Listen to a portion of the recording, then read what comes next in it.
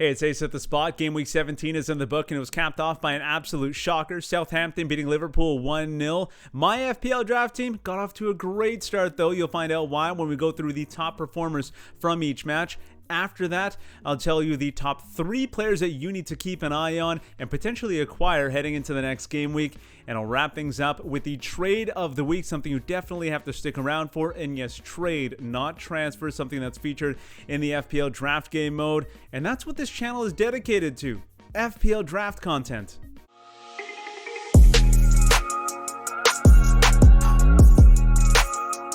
And remember to subscribe to my channel, The Spot, and ding the bell so you're notified every time I drop new content. It is the spot for fantasy footballers, especially those in FPL draft leagues. All right, let's get right to the results now and talk about the key FPL players in each match.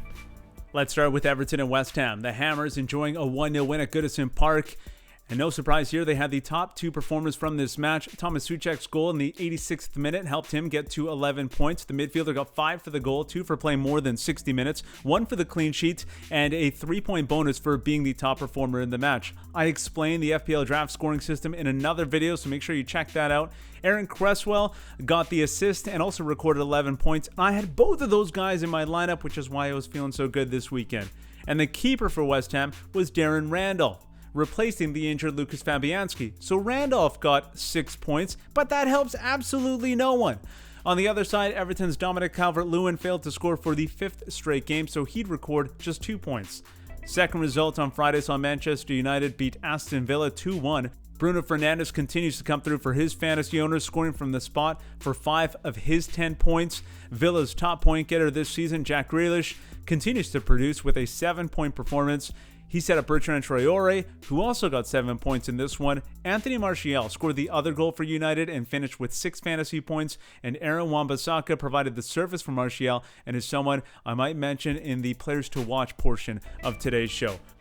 First fixture on Saturday was a get-right game for Tottenham's tandem. Harry Kane and Son Heung-min combined for 2 goals and 13 total this season, tying a Premier League record set by Alan Shearer and Chris Sutton. So you assume they're the top 2 performers in this match. Well, one of them is. Son's point total matches Toby Alderweireld's mark of 13, the defender scoring his first of the season to help him reach double digits for the first time. Kane still had a solid showing, registering 12 points, and Hugo Lloris got 7 points. Keepers get 4 for a clean sheet, and it was his 6th of the season. Sorry, Leeds. No room for you today. On to Crystal Palace and Sheffield United. James McArthur led the way with 9 points in Palace's 2-0 win.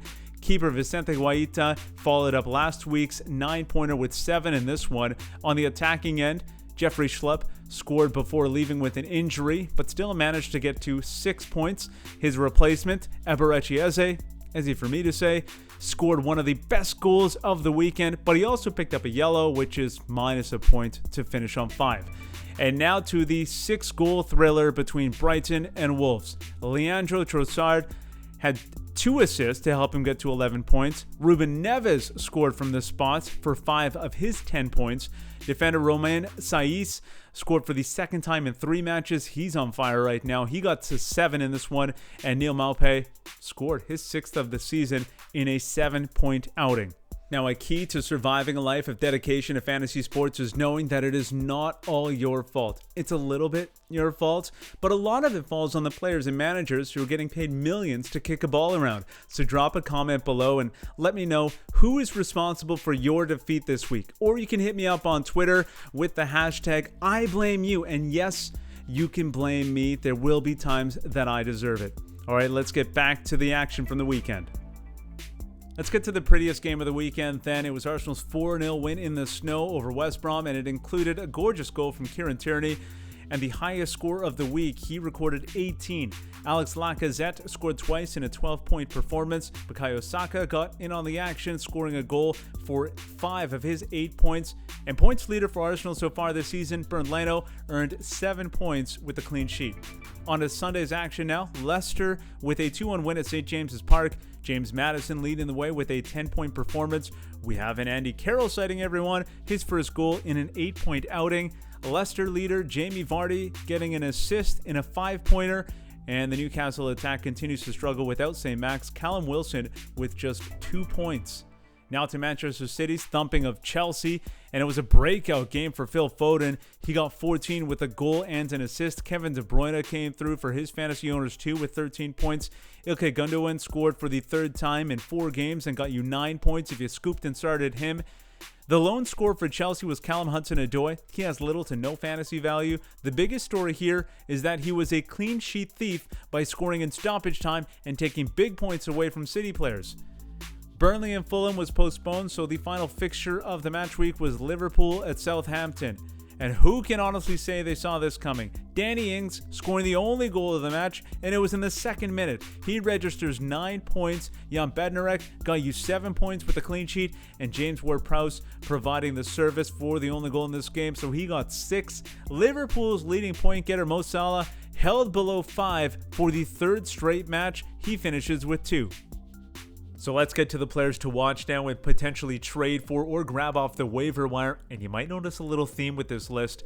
First up, Emile Smith-Rowe. The Arsenal midfielder is an interesting one. The 20-year-old has just 3 games for us to go off of, but he's definitely provided a spark for his team. He's recorded 6, 3, and 9 points in those games. Don't worry about the form rating. That is calculated from all matches played by the club in the last 30 days. He's probably available on your waiver wire, and he's definitely one to keep an eye on. Next up, Dominic Calvert-Lewin. He's been down in recent weeks, but he's still Everton's top performer, and it's not even close. He's on 95 points. He's probably rostered, so he's one you'll likely have to trade for, but quality forwards are so hard to find, and I do think he is one of them, and he should benefit from when James Rodriguez returns, so now might be the perfect time to get him. And finally, Manchester United's Aaron Wan-Bissaka, back-to-back 6-point performances, and he just looks more confident and comfortable on the pitch. Sometimes you look at the numbers, sometimes you go with your eyes and your gut. He does have that scary Liverpool fixture coming up, and maybe that's something you mentioned in your trade talks with the other manager. And yes, you will likely have to trade for him since he's United's 3rd highest point getter so far this season. Time now for my trade of the week suggestion, and this will generally be a quality player that you can acquire through a trade. With so many top-end players performing well over the weekend, it might be hard to lure one of them away from their fantasy owners, but it also might be time for you to get Pierre-Emerick Aubameyang on your roster. He had 205 points as a forward last year. He's been underperforming so far this season, but Arsenal look like they're turning a corner. So how do you get the 6th highest score last season? First, start by looking at players with more points in the same position group, which shouldn't be too hard since he has just 53 points. But you also want someone with little name recognition. I'd try Thomas Souček or Pedro Neto if you have them. A 1-for-1 might be hard to pull off, but it gets the conversation started, and maybe you add your 2nd or 3rd defender for their worst defender to sweeten the deal a little bit. They may be reluctant because they probably spent a high pick on him, so you have to gently remind them that Aubameyang has just 1 double-digit performance this season.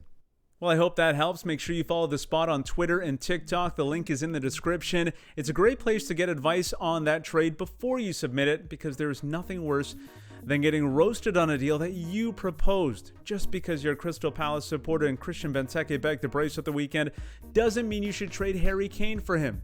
I'm here to talk you out of it. If you enjoyed this video, hit the like button, ding the bell, and subscribe to the channel. Thanks so much for hanging out at The Spot.